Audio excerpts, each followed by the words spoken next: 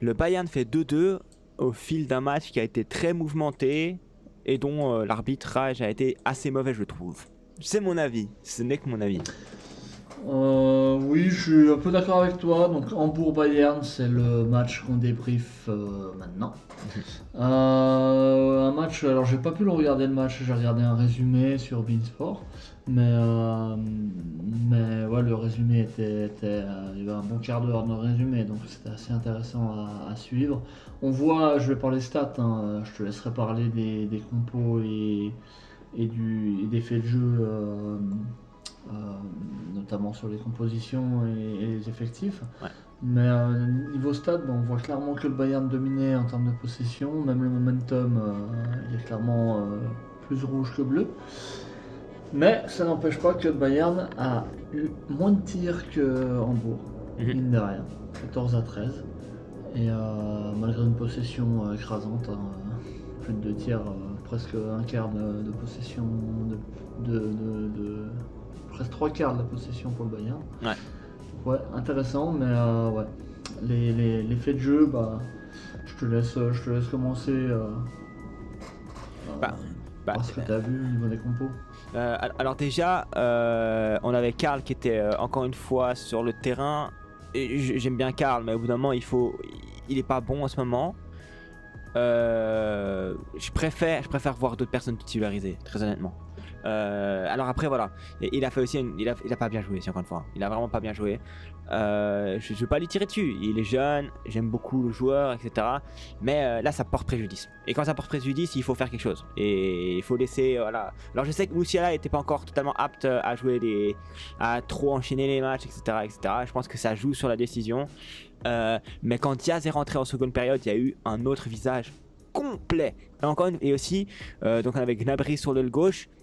Pas fan encore une fois avec Gnabry sur l'aile gauche, même s'il apporte sur le goal le 1-0, il me semble, ou le 1-1 je crois, c'est le 1-1, ouais, parce qu'il a marqué en premier, le 1-1, Gnabry en 10 je le préfère largement.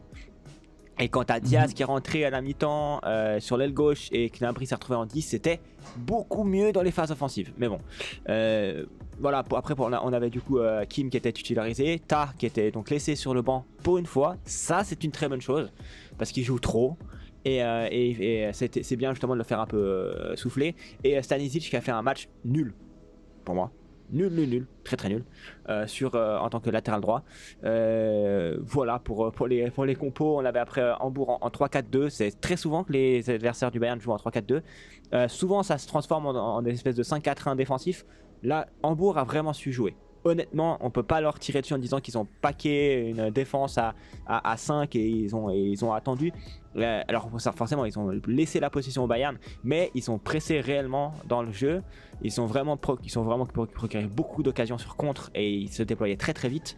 En fait, ils se déployaient très vite parce qu'ils n'étaient pas justement constamment à 5 derrière. C'était vraiment un 5-4-2, enfin 3-5-2 hybride qui coulissait très très vite avec les pistons, et les pistons n'étaient pas constamment en phase défensive. Donc voilà ce que j'ai vu au niveau des compositions. Comme tu as dit, il y avait ce Bayern qui avait beaucoup de possession et Hambourg qui est très peu, mais en fait il se déployait extrêmement vite, vraiment très vite en avant, et il savait taper où ça fait mal, quoi. Voilà. Pour ce que j'ai vu, quoi. Ok, ouais, après moi sur le résumé ils ont montré la grosse latte de Joshua Kimmich Ouais. qui était Pavlovic, trop fort. Pavlovic encore une fois là, qui trouve le Kimmich dans un espace rapidement. Bon, Kimmich il est fort aussi, hein, pour se libérer de l'espace du joueur. Il se libère très vite de l'espace et il shoot bam sur la latte. Ouais, ça, ouais, mais ouais, le Bayern a pu se faire des occasions, se procurer des occasions. Ça, c'était pas le problème. Par contre, ils ont été très fébriles lorsque Hambourg attaquait, quoi. En tout cas, Kimmich, apparemment, il a l'air d'avoir fait un bon match parce que c'est lui qui est l'homme du match selon Fotmob, Ouais. et de loin parce qu'il a 8-4 et le deuxième c'est Harry Kane à 8. Ouais. Donc ouais, Kimmich apparemment il a fait un très bon match, une passe D. Ouais. Tant mieux, même si malgré ça, c'est lui qui est sur la faute. On va parler. Au penalty. Parce qu'il n'y a pas péno. Pour moi, le penalty est très sévère. Alors certes, il y a un contact. Il est trop faible. Voilà, on le voit, mais ouais, le contact est faible. Et en fait, Il y a un fait de jeu qui survient beaucoup plus tard dans le match, une main qui là aussi aurait pu être sifflée mais ne l'a pas été. Donc une main en faveur du Bayern qui n'a pas été sifflée dans la surface. Certains arbitres, je suis sûr qu'ils l'auraient sifflé parce que pour moi, ça dévie la trajectoire de la balle et puis des fois, c'est ce qui peut être suffisant pour être sifflé. Pour moi, je trouve qu'il y a une incohérence en fait entre le fait de siffler une faute légère comme le très léger contact qu'il y a eu à la 34e minute et cette main non sifflée. Pour moi, il y a une incohérence là-dedans. Je sais pas. Après, voilà, je veux pas tirer sur les arbitres, mais apparemment, c'est pas les seuls problèmes qu'il y a eu. C'est ça. Et en fait, à la fin du match, il y a beaucoup de joueurs qui se sont plaints côté Bayern et qui ont dit. Kane a dit, je crois, ouais, c'est un des pires arbitrages que j'ai vu de ma vie. Alors bon, après, forcément, il y a la frustration de faire le 2-2, blablabla. Et je suis pas certain que ce soit le pire arbitrage qu'il a vu de sa carrière, tu vois. Pour moi, ça me paraît un peu exagéré. Mais tout de même, l'arbitrage était très mauvais. Et déjà, avant la main. En fait, moi, à la mi-temps, j'ai fait un petit débat, un petit écrit de ce que j'avais à la mi-temps. J'avais marqué première mi-temps compliquée. Je pars du principe que l'arbitrage n'a pas été très favorable. Parce qu'il y a une faute aussi sur Upamecano. Pour moi, le jaune, il est gentil, il est très gentil, le jaune. C'est le genre de faute, Diaz, c'était à peu près similaire, la faute contre le Bayern et contre le PSG, c'était rouge, quoi. Là, on peut lui briser le pied, quoi. Donc voilà. Il prend au jaune. Après, j'ai marqué néanmoins. Hambourg joue extrêmement bien, se cache pas, parvient à avoir des réelles séquences de jeu et savent piquer dans les espaces où ça fait mal. Voilà. Et donc en vrai, je vais pas tirer sur l'arbitrage, je vais dire ouais, c'est immérité pour Hambourg. Non. Hambourg a très bien joué, a fait le taf et en fait a regardé le Bayern directement dans les yeux et dire ok, on va vous faire mal. Et ils l'ont fait. Voilà. Mais après l'arbitrage, ça pour moi, ça a influencé le match et ça a pas aidé. Il y a beaucoup de décisions qui ont été défavorables envers le Bayern. Mais voilà. Après, pour ce que tu dis sur la main, je suis d'accord. Mais après moi, dans mon avis, je préfère voir cette main non sifflée, même si pour moi il n'y a pas péno sur Kimmich aussi, mais ce genre de main dans la surface, moi ça me saoule quand ça finit en penalty. Là ici j'aurais été bien content qu'il y ait un penalty pour le Bayern, ça aurait pu faire 3-2, le Bayern aurait gagné, on aurait été content, mais pour l'esprit du jeu, etc. Moi j'aime pas ces mains dans la surface qui sont trop. C'est pas assez, tu vois. Elle est quasiment le long de la main, le long du corps. Elle est déviée un peu par le ventre et tout. Genre, en vrai, ça tu siffles pas. Je comprends. Moi je comprends que ça n'ait pas été sifflé. Non, mais le problème c'est que c'est pas cohérent. Je suis d'accord, mais voilà, c'est pas cohérent avec, dans ce cas, pourquoi tu siffles un très léger contact de Kimmich à la 34e. Ouais, surtout que le joueur d'Hambourg. Non, t'as raison. Mais le joueur d'Hambourg, en fait, il voit qu'il y a contact, et en plus, quand tu vois au ralenti, il sent le contact et il se laisse tomber, genre une demi-seconde après. Tu sens en fait qu'il s'est laissé tomber. Il y a pas. En fait, il aurait pu complètement continuer l'action, voilà, tu vois. Et voilà. Bon, après, faut pas oublier aussi que si on arrive à ça, c'est parce que Hambourg en fait ils arrivent à transpercer la défense tellement facilement, et même sur le 2 seconds but d'Hambourg, il passe trop facilement à gauche, le joueur il passe Stanisic comme si de rien n'était, il centre et puis après la défense elle est stoïque. T'as Upamecano, il se fait avoir facilement par le joueur. Je sais plus qui c'était. D'ailleurs, je me rappelle qu'il a fait un bon match, Vuskovic. 18 ans, le gamin, fort, Vuskovic. Bon défenseur central, franchement, il me plaît. Et ouais.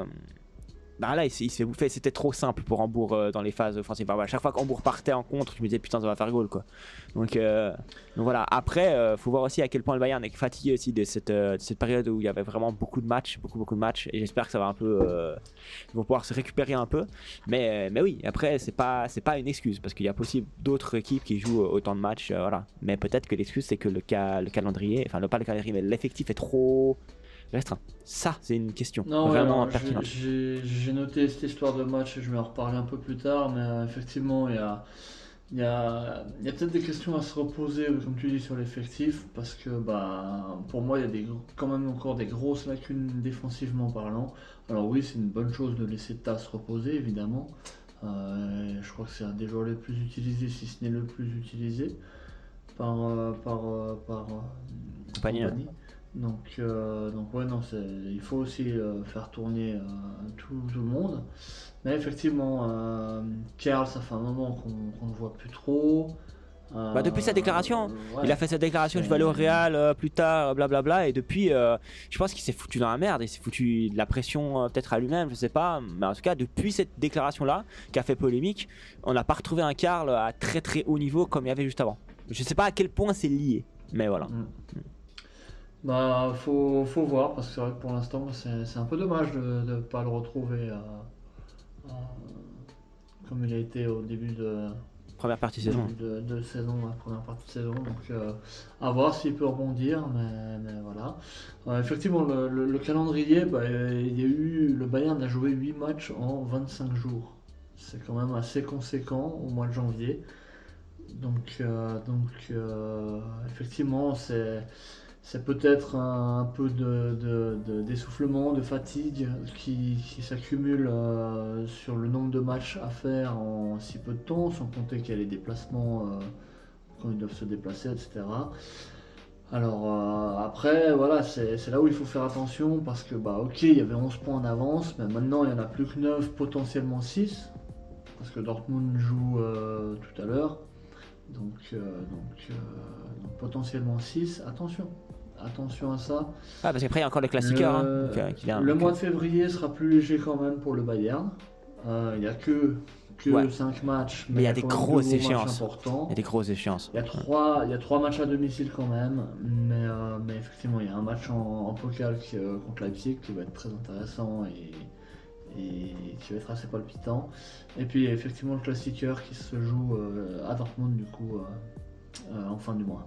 Et celui-là, il est voilà. Si on se retrouve à 6 points d'écart, ça va être un truc tournant de la saison, quoi. Va falloir les sortir, les battre là-bas parce que avoir de l'avance, c'est quand même. En fait, tu vois, quand t'as de l'avance en fin de saison et que t'es encore sur tous les tableaux, tu peux faire des rotations de ton équipe. C'est tellement important d'avoir genre 6 points, 9 points d'avance à la fin parce que voilà, si tu es encore en Ligue des Champions, ce que j'espère.